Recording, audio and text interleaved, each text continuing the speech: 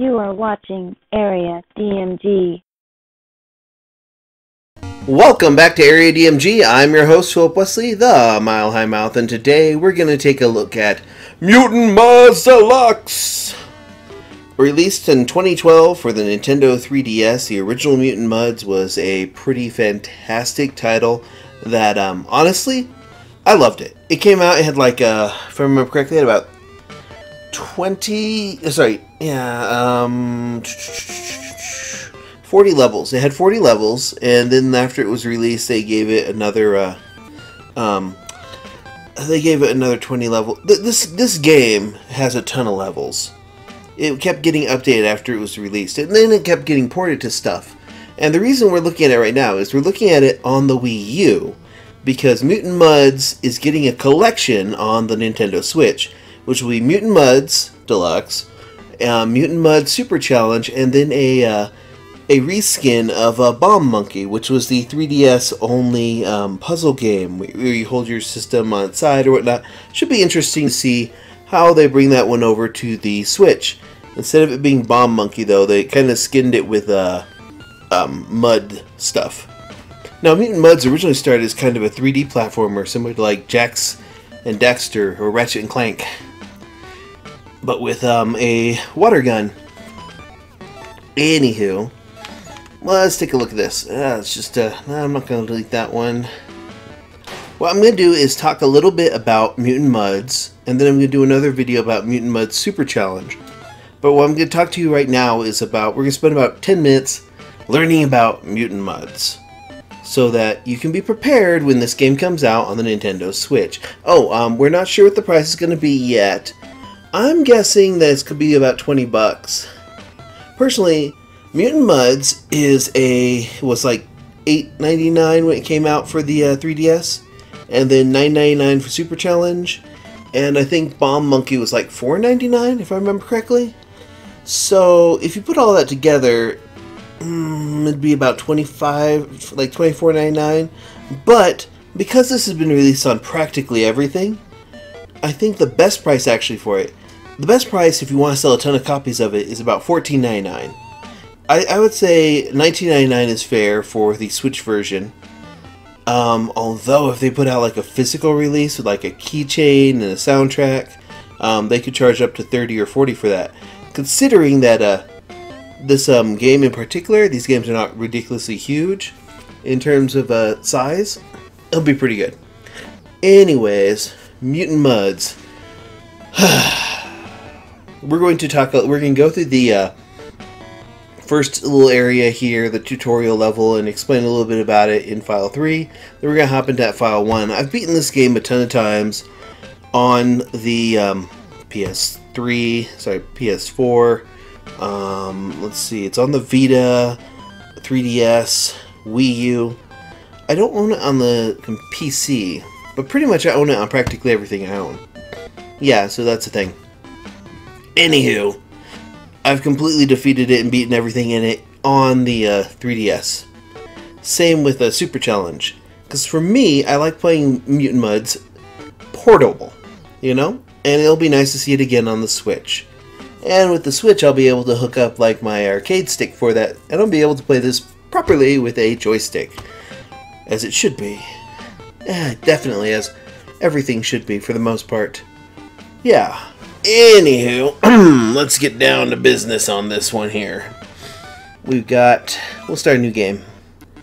Basic idea is the main characters are playing on their red 3DSs, and then this meteorite hits, which by the way, I thought it was kind of interesting that the way they tell the story in Mutant Mudds, you're going through all these different little sections, and the story's kind of in the background. Yeah, the Mudds show up, and then, the main character, Max, and his grandmother are like, yeah, let's go kill ourselves some Mudds. It is time. They're activated. Anyways, a couple things. The B button jumps on this one, and A button jumps. And then they've got X and Y are shooting. I think what they'll probably let us do is, I really think they should let us remap those, and that would be a good option. The options you can turn off the sound, turn off the music, but you really shouldn't. The music is fantastic. I have the soundtrack for Mutant Mudds, and there's actually a couple soundtracks that I'll listen to when I'm on the road or whatnot. I usually listen to audiobooks and I listen to podcasts, but for the most part, if it's music, like video game music, there's only 2 soundtracks that I always have on me. Oddly enough, one of them's not Chrono Trigger. I love Chrono Trigger, but the music in Mother 2, or rather Earthbound, oh, that OST is amazing. That is my favorite OST, and then my second favorite is Mutant Mudds. Actually, I just kind of love the way the music is built. Let me just be quiet for a bit, see if it lets you hear the music.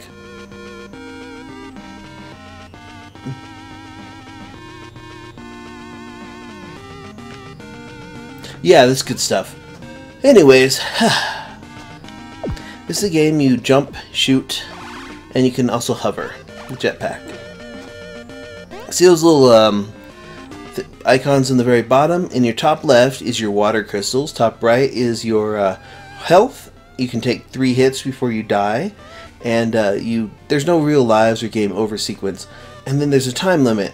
Also, you have down in your bottom left, you have your hover gauge, which you can actually get a longer gauge.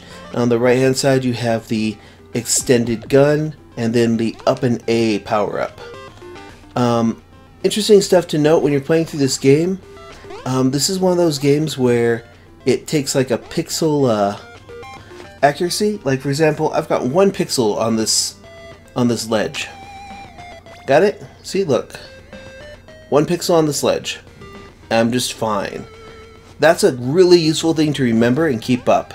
Oh, by the way, there's 100 of these little water crystal shards in each level. And your basic idea is to get those, and there's 100 in each level, and then get a larger water crystal. You need to get those to unlock doors and other items to get further on in the game and eventually beat it. And then there's stuff you can unlock. Oh, let's pretend this is, if this were like Cuphead, I'd be like, I don't know how to get up here. Ah! No. Actually, I kind of wish there was a dash move. That would be kind of cool. Like, what they really need to do is add like a backwards dash. Yeah, a backwards dash, like tap back or something. That actually would be pretty useful. Oh, this is a mud. You shoot them with your water. Some of them take 1 hit, some take 2. There's some that take about 4. And there's some that fly, there's tiny ones, and for the most part they're just annoying. You don't actually have to kill them, but, oh, there's another thing too. A lot of Mutant Mudds has you going into the background. It's not so much in like Super Challenge, like, because originally this was on the 3DS, and the going back and forth into the background gimmick was like pretty cool. It made it similar to Wario Land on the Virtual Boy. Oh, also hidden in each level are 2 doors. CGA Land, which looks like older, I like computers, like the Spectrum, Vega, VGA or whatever, CGA. And then there's the ones that look like Game Boy levels and ones that look like Virtual Boy levels, like all red or all kind of a greenish. And you can find additional huge water crystals in there. Because, like, essentially you're trying to find the large water crystals, like that one right there. This level's really easy. I could beat it in my sleep. But yeah, there's 100 of those in each level. And you find them, and this is what you're looking for. Got it? Boop, doop, doop, doop, doop, doop. Saving. Anywho, these little numbers on each of these doors say how many of those little larger water crystals you should get. Once you get to about 15, you unlock these, and you unlock a thing where it asks you to go into space. A little thing will show up. You see those doors at the end, the 4 doors? Those are your last areas, and well, when you've collected all the water crystals, like all the little water crystal shards in a level, you'll be able to go into those. You have to collect 4 per door, per area. And the basic idea is to clear through all 20 levels with all of the little water crystals and all the large ones. Once you've got those, once you've completely gotten everything with Max, you'll unlock an extra character that has all 3 of the little upgrades. I'll explain the upgrades in a little bit, but first I'm going to go and, well, I'm going to go to that VLAN one that's right here. Do do do do do do. I can't go into the CGA land one. Sorry. Whoop. Nope. I need to go back a bit. We have to go back. Oh, by the way, when you're hovering, it's like 1, 2, 1, 2, 3, 1, 2, 3, 1, 2, 3. Oh, by the way, you can move forward and backwards, and you can shoot while you're hovering. If you combine those properly, you'll be able to do a lot more. Oh, by the way, your jump is determined by how long you're holding the button. Right. And whenever you actually touch ground, even if it's ground that disappears, you instantly get this refilled. Okay, let's go into V-Land. This is the Virtual Boy one. Oh, one thing I actually suggest people do is snipe enemies from afar. Also, as soon as your bullets hit something, you'll be able to shoot again. So use that to your advantage. Also, ducking, pretty useful skill. You wouldn't think so, but it is. Actually, a lot of times you can avoid damage just by ducking. Don't touch those spikes, although in some areas where there's spikes on the floor, you can touch like a certain part of the spikes. There's a small dead zone to them.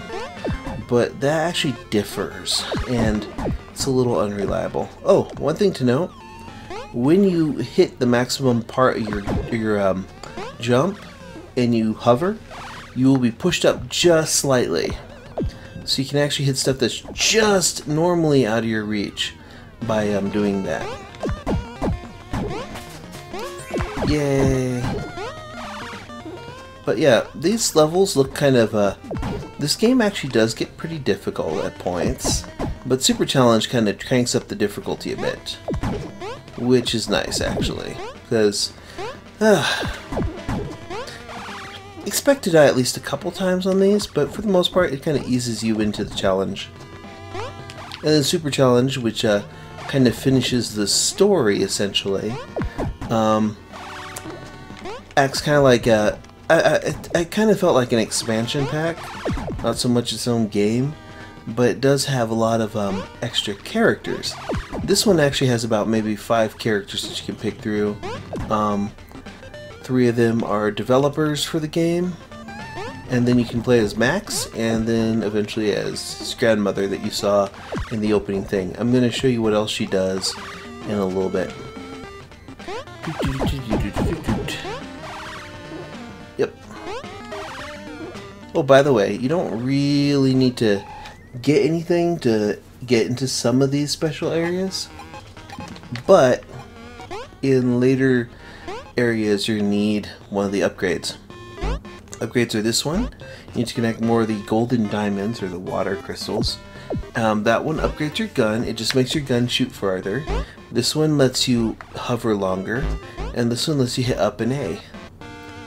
Now, the Granny character, once you beat a certain thing, you can unlock her and play as her, and she can access those CGA levels, and when you get through those, when you're playing as her, you'll get like a little emblem inside that room instead of a shop, and also the door will become gold. Now this mirror over here is interesting. These are ghost levels. The big difference between ghost levels is that they're remixes of the previous levels with like creepy details. These actually do not count toward unlocking the grandmother character, but once you've got her unlocked, you can actually use her to unlock other things, because there's a character up there, Jules Watson, the main character, or rather the guy that like, he's the one running a toy now. A Tui? A Tui. A Tui! A Tui! I like that name. It's got like a, ooh, it's got like, doo-doo-doo, a Tui! I like it. Anyways, he's up there in that bubble. You need to be able to shoot yourself upward with up and jump, and then use the extended bullets to get through the door that's there. There's a wall that you can break with those. Oh, by the way, these are ghost levels with the ghosts of the Mudds, and so therefore you can't kill them without a specific weapon. Oh, and by the way, they respawn after a while, so if you defeat them with that weapon, they will return. The Mutant Mudds will return. Yes. But yeah, see how it's kind of a remix, that first level? I kind of dig that. It's pretty good. Oh, checkpoints, by the way, are something they added later on into the game. When I first beat this game, I beat it without these checkpoints. I think you get a particular trophy for beating a level without a checkpoint in the PS3 and PS4 versions. You don't have to worry about it here, but to be perfectly honest, you want to go ahead and beat a level without using a checkpoint at least once, just to prove to yourself that you can do it. It doesn't seem to give you any kind of reward or indication other than that one trophy, or an achievement or whatever it is on Steam. I don't know. Steam achievements? Steam achievements? Chivos? I don't know. I felt like these little checklists are, I don't know, something about those just felt kind of, meh. Oh, yike. I can't believe that happened. Anyways, oh, when you touch a checkpoint, by the way, it heals you. If you've got like 1 heart left and you touch a checkpoint, you will get all 3 points back. It'll also, for the most part, I think in Super Challenge it does this. It might also reset the time. Oof. Whoa, that was bad. I almost died. Oh no.